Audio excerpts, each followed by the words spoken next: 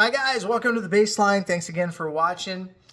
Today we're going to break down some of the stories that shape our world today. And today we're going to be diving deep into Trump's second term cabinet picks. And it is a roster stacked with neocons and warhawks, Christian fundamentalists, and ideological extremists who are shaping the current U.S. foreign policy. Now, if you thought the first Trump administration was aggressive, buckle up, because this one takes it to a whole new level, guys. And stay tuned. We got a lot of points, a lot of interesting things on the road ahead. So who's shaping Trump's foreign policy? Let's start with Secretary of State Marco Rubio. Now, he is a neoconservative who has never met a war he hasn't liked. This guy's been one of the biggest cheerleaders for U.S. interventions around the globe. And during Trump's first term, he even floated the idea. Of invading Venezuela. A full-scale United States military intervention in South America. Because, that's always worked out great for us, right? So, secondly, we then have National Security Advisor Mike Waltz. Now, he's another warhawk that has been aggressively pushing for conflict with China and Iran. I can't imagine how that could work out well, especially militarily. But Waltz believes the U.S. should take a preemptive approach in dealing with Iran, which is basically a polite way of saying, let's start a war. But the most extreme of them all, that award has to go to Defense Secretary Pete Hegseth. Now, he's a guy who literally calls himself a crusader in a holy war. And in a holy war specifically against China, Islam, and the political left.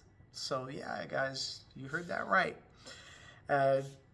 Continuing with Pete Hegseth, the American Crusader, in 2020, Pete Hegseth wrote a book called American Crusade.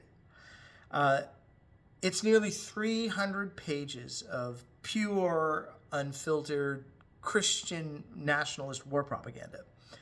He proudly calls himself a crusader and argues that the U.S. is in a holy war against what he sees as the enemies of freedom.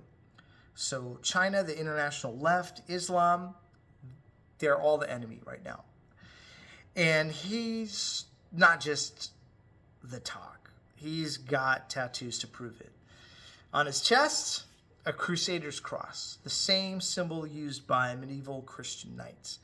On his arm, the Latin phrase Deus vult, which means God wills it. The rallying cry of the original Crusaders in the 11th and 12th centuries. This guy is overseeing the most powerful military in the world right now. In his book, he goes even further. He straight up calls for the overthrow of the Chinese government and says China should be punished for 200 years. He also argues that Islamist extremists should be bombed back to the 700s. So these are his actual words. I'm not making it up, guys. So let's be clear. This isn't just about being tough on foreign policy. This is ideological extremist at the highest levels of our U.S. government. And it's not just China and the Middle East he's targeting. He sees secularism, liberalism, progressivism as enemies of the state. And he even wrote in his book that the left must be crushed and that America's future depends on defeating them. He literally calls for a second civil war. Now, where did Trump find this guy? Well, Fox News. Hegseth spent years as a host on Fox News spewing far-right talking points until Trump finally took notice and decided, hey, this guy should run the Pentagon. So, since taking office, Hegseth has made it his personal mission to purge the military. of what he calls wokeness, which is basically some people's idea of a code word for firing women, the LGBTQ community, and black officers. He claims that the military should be focused on lethality and meritocracy. But let's be real, he really wants a military made up of Christian nationalist soldiers, loyal to his far-right ideology.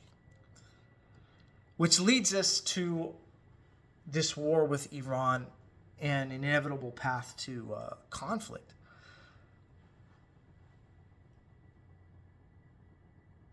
And that's the scariest thing right here.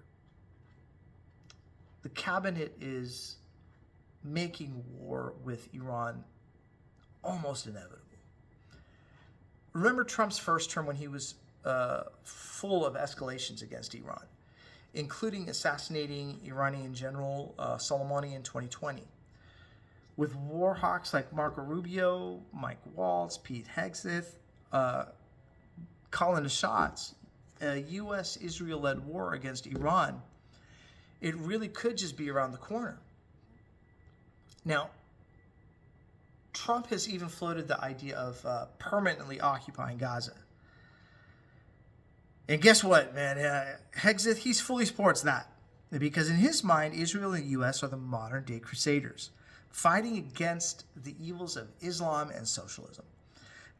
This is next-level imperialism, and it's fantasy warfare. So what does this all mean? It means that Trump's second term could be one of the most war-hungry administrations in modern U.S. history. With neocons and Christian fundamentalists running the show, we're looking at a foreign policy that's not just aggressive, it's potentially apocalyptic. So if you're not paying attention, this is probably a pretty good time to start. And these decisions this cabinet will be making will shape the world for decades. So do we want a government that's actively trying to start wars in China, Iran, and half the world? If not, we need to be loud about it. And preparing for war, that's a big problem. Let me know your guys' thoughts in the comment section. Do you guys agree or disagree with all of this? I'd love to hear from you. And thank you again for watching The Baseline. Catch you next round.